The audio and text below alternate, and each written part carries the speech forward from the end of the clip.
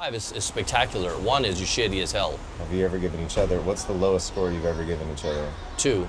2? 2. Yeah. And what did you say you needed to work on or that you didn't like? Sex.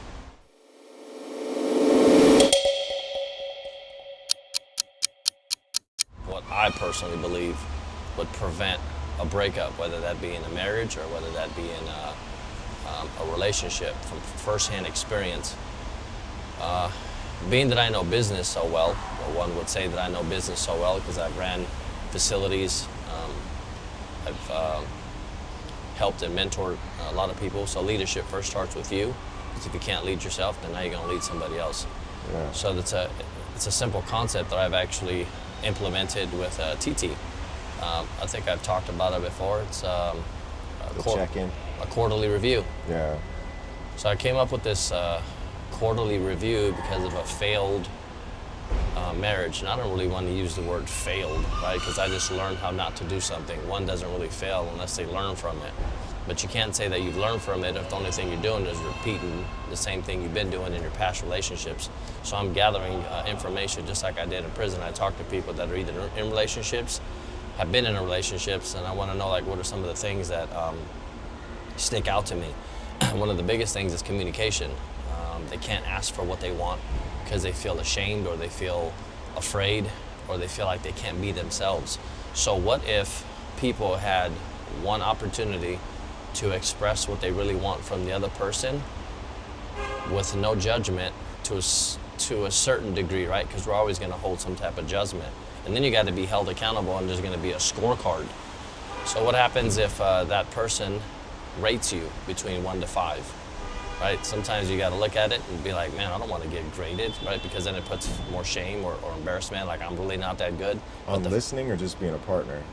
On anything. It's entirely up to the other person. So I came up with this quarterly review to get graded, right? Because we claim breakups happen and it's always the other person's fault. I hear that a lot. They're not doing this, they're not showing up for me, it's always them. It's them, but it's really not them, it's you. Maybe you chose improperly, maybe you didn't really fully understand what the other person needed, so you weren't really giving them what they needed. I don't want to say this is a fail-safe, but what about if you actually implement a quarterly review? And this is what happens in a quarterly review. You both sit down, you discuss what you want, not what the other person wants, and then you turn it over to them, and then they have to express to you wholeheartedly what they're looking for. If that means you don't communicate well, if that means that you don't show me enough affection, if that means that you don't tell me enough, like verbally, that you care about me, then you have to step up your game, and you get graded between 1 and 5. This 1 and 5 isn't a debate. This isn't a matter of, well, I think I did this and I think I did that. What it is, it's an opportunity for you to be vulnerable, to show your partner that you're there to go for one another. What have you and TT graded each other as? On or as?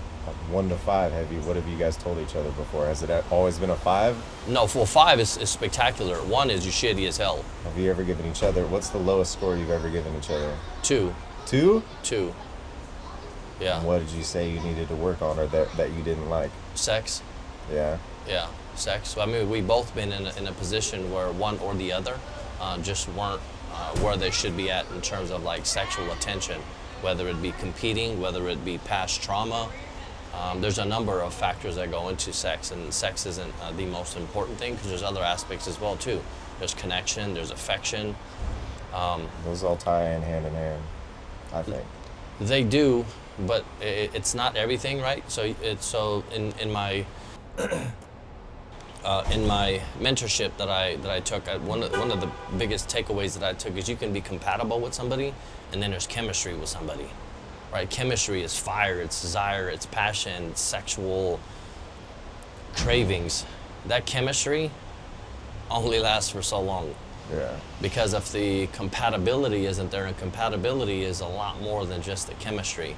And I feel like a lot of people, maybe they go into it with a lot of fire, a lot of chemistry, but they're just not compatible. The compatibility isn't there. But do you need the chemistry as well? You do need the chemistry, but chemistry could be worked on. Compatibility also can be worked on, but how do you know what areas to work on if there's no check-in? You get involved with a relationship, you guys start dating, and then you start to find out things that are bothering you about them, and you never say anything. And by the time that you actually say something, it's too late. There's resentment that sets in, there's anger that sets in, and then sometimes it comes out in a manner that undermines them, that undermines you guys' relationship, and it makes you guys look sloppy in public. And I see that a lot, because I always ask, well, have you talked to your partner about the things that are bothering you? No, they should just know. That's another one that kills me. They should just know, like I'm a mind reader. They're not gonna know unless you actually verbally tell them, which leads me back to my quarterly review. Once a quarter, just like any successful business, there's a review that happens. There's guidance and direction. As men and as women, we need guidance and direction in order for us to be better for one another. I'm sorry, it's just gonna have to be it. I found that it works great for me and TT. Sometimes the things that you hear, you may not like though. So you gotta be ego-friendly, meaning you can't show up to it with a lot of ego. Like I'm the shit. Sometimes you ain't the shit. You gotta be vulnerable and artist too, or honest too. You gotta be very vulnerable, and you gotta be ready for criticism. This isn't a place where you guys bicker back and forth. It's a place of shared space, and it's a place where you guys can provide vulnerability and come at it from love. If you're in a relationship with somebody and you generally want to actually be better for that person, you're gonna show up and you're gonna listen to them. This is an opportunity for you to grow. This is an opportunity for you to actually look in the mirror and realize that you're not as shit or not as good as you think you are. Because every single breakup, it's always the other person. I've heard it before. Texts come through and I talk to people, they're like, oh, I'm not with that person because, you know, they did 2 different things, 3 different things. And then 2 weeks later, they're back together, and I'm thinking to myself, you just sent me a message and said that you're not with this person because of these 3 things, and I thought these 3 things are legitimate and they definitely need to work on them. So are people just not holding themselves at a high value? Do they not value what they deem or what they're telling themselves as I deserve these things? So in order for you to hold yourself at a high value, you got to look in the mirror and you got to realize that either one, I'm not hot shit. I could actually be better, not just for somebody else, but for myself. I can probably honor the things and the commitments that I say, and sometimes people don't. So maybe a checklist on your own well-being in terms of mentally, emotionally, where you're at in life, financially, right? If you're always showing up to relationships and you ain't got no money and you're having somebody else pay your way all the time, that's not a good partner either. You know what I mean? There's a number of levels on what good is, but that's for 2 people to decide, not me, not you. But that's a personal inventory sheet. I just recommend that people actually do a quarterly review in a relationship so that they can be better, not just for themselves, but for your partner as well. Like how shitty it would be for you to have to carry your partner emotionally, right? Because a lot of men just aren't emotionally intelligent. So your partner has to emotionally carry you all the time and help guide you through emotions all the time. Or how shitty it would be for a man to have to carry a woman financially and burden every single bill that pops up, every single hotel, every single concert. That's just not appropriate. And if you want to be better for your partner, maybe it's time to step your game up, but you don't tell them in a manner that's going to be offensive and disrespectful. So a quarterly review is put in place to kind of discuss all these things and get graded and rated. And you don't talk about them until the next quarterly review. No, for sure. I think it works great. Businesses do it and they thrive off of it.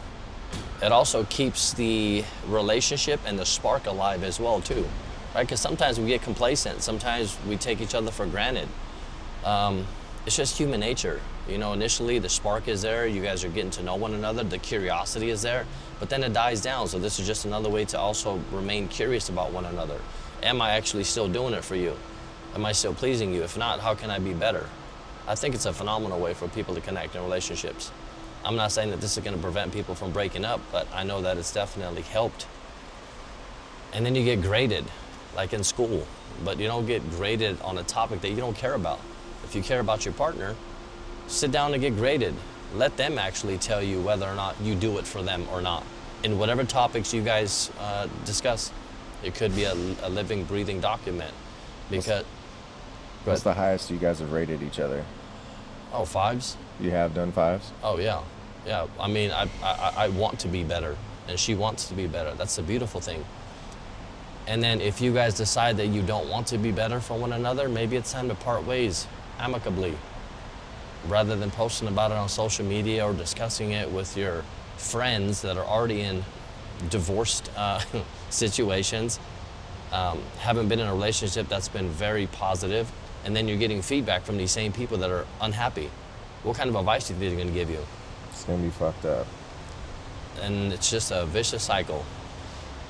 You know, the divorce rate is 57%, and then the second time somebody gets married, that goes up by 67, and then the third time, every single time somebody gets married, the divorce rate's higher and higher.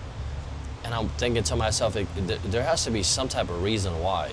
And I ask people, like this, my quarterly review, and every time I bring it up to someone, like, oh, that's a good idea. I haven't heard of too many people in my immediate life actually implement it. And in the moment that I talk about it and somebody says, oh, that would be a good idea, and I'm like, well, how come they don't implement it if that's such a good idea? Distractions, they're comfortable with where they're at. People just get complacent, yeah. So I think it's great. Feel like I'm unhappy, but someone's around. Yeah. In any case, so topic of today is quarterly reviews for couples out there that are truly interested in actually building their relationship into a higher being, right? What if you take two people and actually created one? To a certain extent, right? You're not always going to see eye to eye. And sometimes you got to bite the bullet. You know, if you're not one that's romantic and she's telling you, well, I need more romance, you may have to step your game up. You may have to just send flowers occasionally. Shocking, I know. Or you may have to give a flower here and there. Or you may have to write a note. Or, I mean, that's just something that comes natural for me. Or what if you're a female and your boyfriend or your husband tells you that you're just not that sexual? Oh my God, you're gonna have to basically be a little bit more sexual? How hard is that? That you have to delve into why you're not as sexual. Or maybe you have to tell him that I don't find you sexually appealing no more because you're overweight now. You see where I'm going with this? Like it's an opportunity for each one of them to speak their mind. Truthfully though. Because if you really want a thriving relationship and you don't talk about things that are hard, oh well, communication. And there's also comprehension. What if you don't comprehend what the other person's saying? That's an opportunity to ask questions and be vulnerable. Bottom line is, a quarterly review is absolutely important for a relationship to thrive. Do you think Joe's idea for a quarterly review is a good idea? Comment down below. Also, feel free to rate your partner 1 to 5. We'll see you in the next video. Oh, I like that. They bitches and most of them not from the trenches. Come to my block, come and see how we living. We chillin' with Glocks and I got extensions. Move to the north cause I seen they was winning. Go ask about it, got a spot, had it spinning.